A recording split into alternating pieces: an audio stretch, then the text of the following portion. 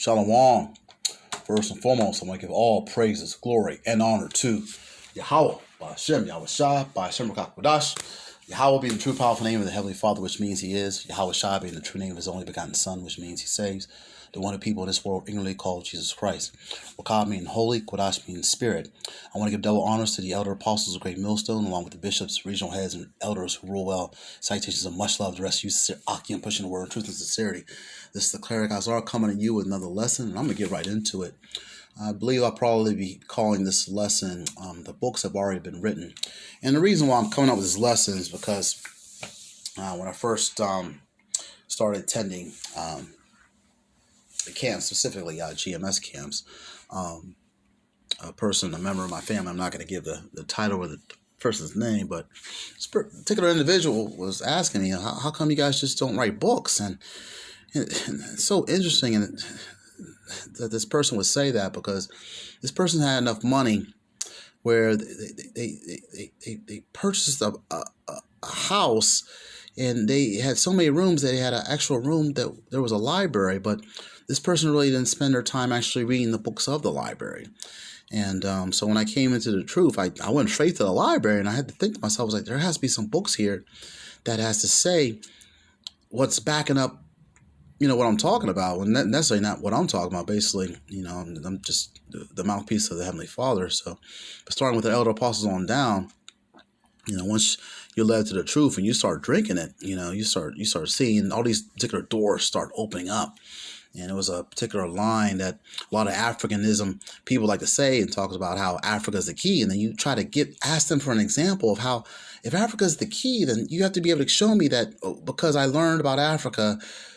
If it's the key, it should be opening up a door for you. You should be able to talk to me about finance. You should be able to talk to me about relationships. You should be talking all different types of things. And, with this kind of truth, we can talk about these kind of things. We can talk about how, when it comes to finance, we can talk about how the dollar is really not real. We talk about relationships. We talk about how the man and the female bond is not the way it needs to be, and how, a man's supposed to have multiple women.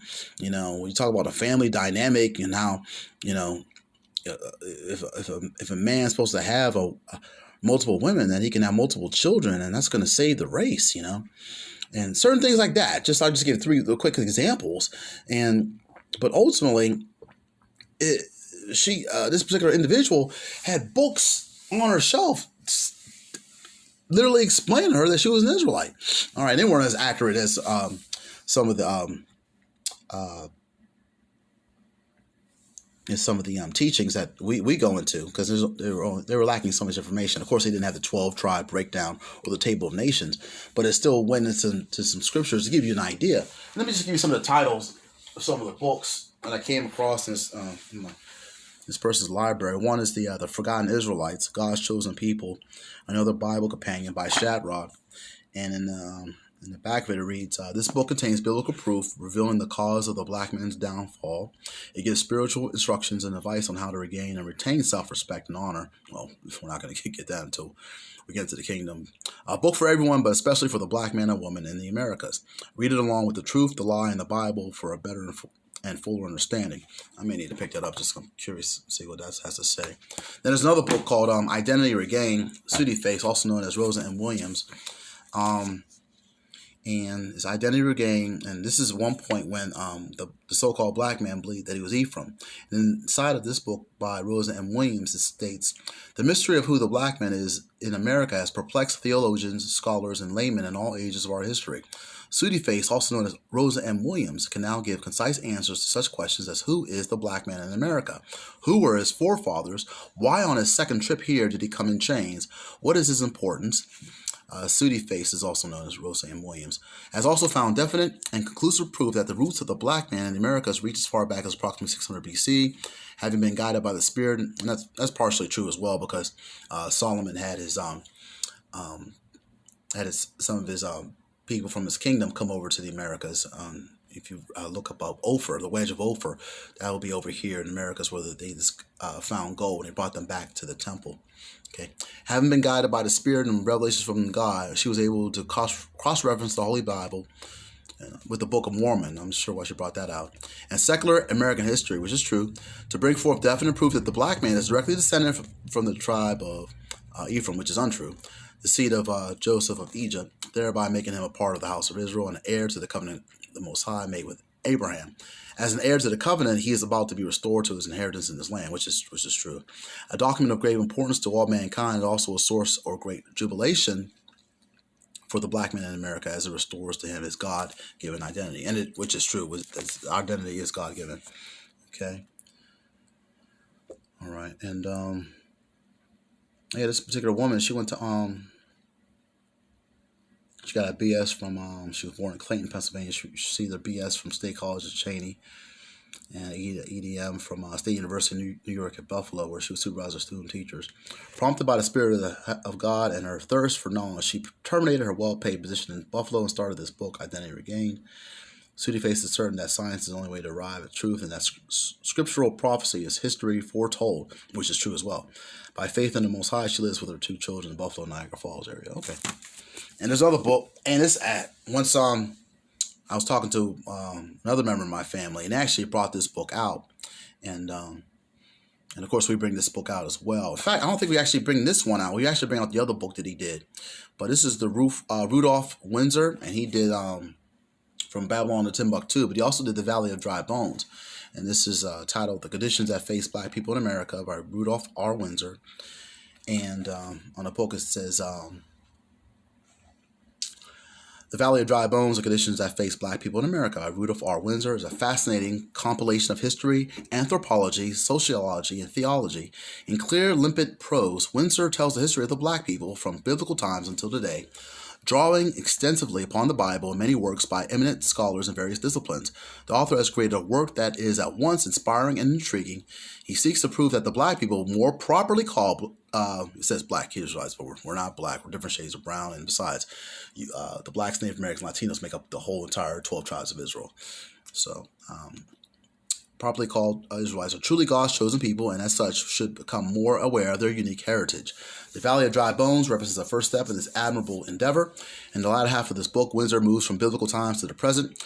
Not only does he delineate the problems blacks face,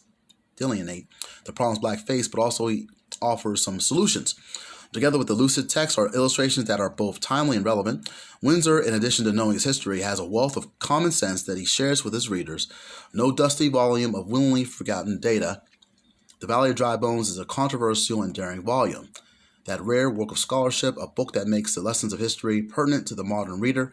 The Valley of Dry Bones offers its readers a glimpse into the field of research and indeed merits a great deal of attention and careful thought. This ain't a half bad book. It has a lot of different scriptures in it. Of course, it doesn't have the table of nations of the 12 tribes, but it definitely goes into the fact that, here we go. It definitely has Deuteronomy chapter 28 in it. Yeah. And even they go in. There's a picture. There's extensive maps of Africa, and it shows how the different areas where the Jews went to. Okay, specifically the slave coast near Ghana and so forth. I might need to do another lesson here and take a copy of this and do a lesson. Okay. Yeah. Okay, so anyway, I got some scriptures here I want to bring out. And the reason why I'm telling this, the books I've already written, is I'm not really specifically talking about these particular books. The reason why I'm bringing out these books is because these books are sitting on the shelf for years. Okay, and that goes along with the Holy Scriptures. Okay, now, let alone the Apocrypha. I don't think we had an Apocrypha in our library, but in this particular, it's almost as if we forget what happened in slavery. And I mentioned this when I was speaking with my family, friends, and acquaintances. We forget that this happened to us in slavery where we weren't allowed to read. So this is part of our culture, even in Babylon the Great, aka America, where we don't sit around and read as a people. Okay? And that's one of the things, there's just a saying, if you want to hide something from an N-word, you put it in a book, because they're not going to take out the time to look it up. Okay? And especially now, which is a shame, because now with with the internet and Google and so forth, you can look up stuff. And it's one person. I went and saw the Exorcist, the new Exorcist film, and with the Jake there, this book was recommended to him by this other lady. And you know what he did? He did the same thing I kind of do. So if I look up a book and I haven't read it, I'll go to YouTube and I'll, just get a quick review, get an idea what it's about, not necessarily cliff notes or anything. And if you don't know what a cliff notes is, it's a summary, but people used to use them back in the day. So you wouldn't have to read books. They still do their book reports and so forth. But, it gives you an idea who the author is and so forth. But according to the scriptures, we were not to just write books, okay? The major and minor prophets already wrote the books, and I shouldn't even be calling the other prophets minor, because another word for minor is insignificant. Okay, but basically, like, these books have been on the shelf, and I even own my father's Bible, and all the scriptures that I've written down, and all the scriptures I've highlighted, he didn't highlight. He basically highlighted the scriptures that pork chop eating pastor told him to highlight. Okay, so my father was misled. Okay, but the scriptures specifically say what we need to be doing as far as this work is concerned. Okay, and we got to stay steadfast in this work. Okay, let's go into 1 Corinthians chapter 15, verse 58. All right, therefore, my beloved brethren, be ye steadfast, unmovable, always abounding in the work of the Lord, for as much as you know that your labor is not in the vain of the Lord. Okay, so this is what we're supposed to be doing out here, doing this work. Okay, out here teaching, and it's very interesting how the fact that the subject and the fact that we have the Table of Nations as well as the 12 tribe signs, it has the word Israel on there. And with everything that's happening right now, somebody, I was at the GMS camp down here in Tampa, and somebody from the Netherlands, he might have been an Edomite, I'm not sure, but he came by and he saw the word Israel on the chart, and he's been watching the news, so he's like, hey, whoa, what's this all about? And he was a Christian, so he didn't know too much, but it just shows you that you can really be misled in this world. All right, but we also have to be mature in this thing. Let's go into the Hebrews, and I'm gonna go into chapter 6, and we're gonna start at verse 10. I'm gonna read all the way down to verse 12. Hebrews chapter 6, verse 10. For the Most High is not unrighteous to forget your work and labor of love, which ye have shewed together his name, and that ye have ministered to the saints, and do minister. The saints are the children of Israel. Verse 11, and we desire that every one of you do show the same diligence to the full assurance of hope unto the end, that ye be not slothful, but followers of them who through faith and patience inherit the promises. What are the promises? Oh, man. Go into the promises of Abraham, Isaac, and Jacob. Okay, look that up on your own. Okay, it's a lesson for another time. All right. But this work shall be rewarded, ultimately. Back that up. Let's go to Jeremiah chapter 31, verse 16. Jeremiah chapter 31, verse 16 reads as such. Thus saith the Lord, refrain thy voice from weeping and thine eyes from tears, for thy work shall be rewarded, saith the Lord, and they shall come again from the land of the enemy. Okay. And this is where we're at right now. We're in our captivity. We're in the land of the enemy. All right. And we haven't been delivered as of yet. We have not been saved yet, as these pork chop eating pastors like to say in these Christian churches we call harlow houses. All right, let's go into Matthew chapter 24, and this is going to be from Yahushai's words, the people when you people are going to call Jesus Christ. Okay, and it also talks about being that faithful and sensible servant. Let's go into Matthew chapter 24, verse 45, and read all the way down to verse 47. Verse 45 reads as such. A faithful, sensible servant is one to whom the master can give the responsibility of managing his other household servants and feeding them. Verse 46, if the master returns and finds that the servant has done a good job, there will be a reward. You see that? All right. Verse 47, I tell you the truth, the master will put that servant in charge of all he owns.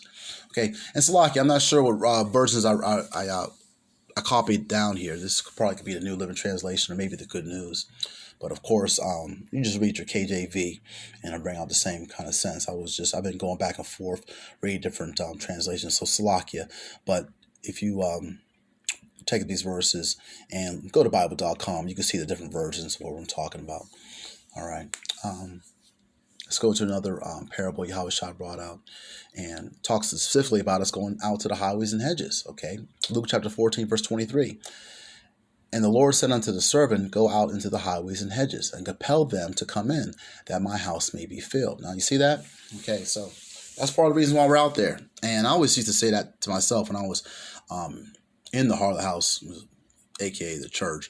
I used to say to myself when I'm banging that cymbal and standing up and down and, giving my last dollar into the offering plate, I always used to say to myself, I was like, why is this so different than what was happening in the scriptures? I hope what we're doing is correct, because this doesn't seem like what was happening with the Yahushua and his disciples. Of course, I wasn't saying Yahushua back then. I was saying Jesus, but still, and I've watched those movies countless times. I own all of them on DVD. I know Jesus, Nazareth, King of Kings, the greatest story ever told, Ben-Hur, the Ten Commandments.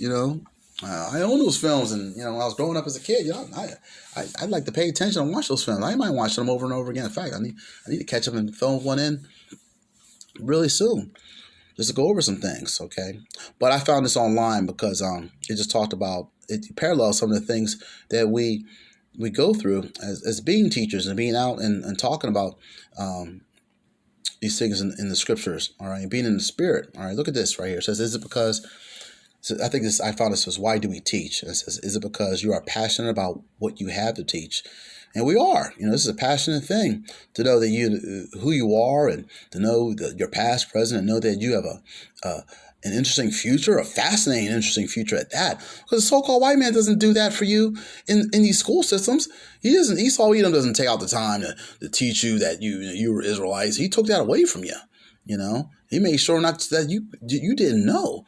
If he gave any books for you to read, he said, just read this book. Don't read these other books. Look at the slave codes in slavery. If you're found reading, you're punished on one level, but if you're found reading the Bible, you were killed. That should have told us something. All right. Second one right here says, you want to see something different? Yeah, you bet we want to see something different. We teach because we want to see a difference. We want to see a new kingdom where it dwells righteousness. Okay. You want impact? Yeah, we want impact. You want to educate people, and the word educate is just develop the inward capabilities of, or capacities of, I think. All right, look it up yourself. You want to look up the word educate. All right, because you got people walking around talking about they're educators. So, do you even know what the word educate means? It's like you talk about, we should tell so-called black people to go to school, get a good education. Like, you're not even. That's not what they're doing. They're not learning who they are. Okay. I think it was Maslow's hierarchy of needs that states that the first level of self-actualization, or the first level of the hierarchy of needs is self-actualization. Okay, you want to share information. That's what we're doing. We're sharing information. We want to see something change. Absolutely, you want to see this world change. Okay, you want to see this world change and have Yahweh Shai start his kingdom on the planet Earth and let him reign. With King David. Okay. And the other, the elect of Israel, 144,000. Okay, you want to create an opportunity for others. Hey, you want to create an opportunity for the other people of Israel, and we're going to create an opportunity for the heathen nations too. You're going to have unlimited employment, and for Esau Edom, you're going to be a slave for 1,000 years, and then you're going to be exterminated. So you got a great opportunity. But let me end it on this. This is a Wisdom of Solomon, chapter 5, verse 1, and it's one thing to be out speaking in.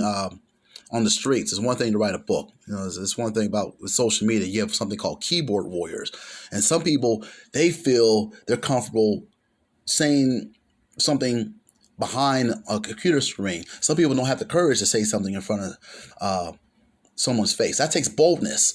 I got the scripture I want is Wisdom of Solomon chapter 5, verse 1. Wisdom of Solomon chapter 5, verse 1. This is in the Apocrypha, and I'm going to end it on this. Then shall the righteous man stand in great boldness before the face of such as have afflicted him. Who has afflicted him? Esau Edom. All right. And made no account of his labors. All right. That's what they've done. All right. You go to a regular so-called Edomite in this kingdom, Babylon the Great, and try to tell them, hey, we built this country, we did slavery, this and that. And this, no, that was in the past. You didn't build this country. My father came over here and he worked hard, and you people are just lazy and this and that, and they got all types of excuses. But hey, we're gonna be throwing those excuses right back at them when they're in slavery, all right, and they're gonna be doing a lot of hard work, and we're gonna be breaking their backs, all right. But I just want to end it on that. Yeah, because a lot of people want to say, why don't you just write books? It's no. That was already tried, and the books just sit there and collect dust, and you people don't pick them up and read them anyway. You rather do something else, especially if you have a good paying job. Okay, I'm going to end on this because my spirit's going in a whole other direction. I just wanted to share that. Lord willing, this lesson was edifying. I want to give all praises to Yahweh, Ba'Shem Yahushua, who gives me the strength and the spirit to continue to strive and endure in these last days. Shalom to the hopeful elect, and on to the next video.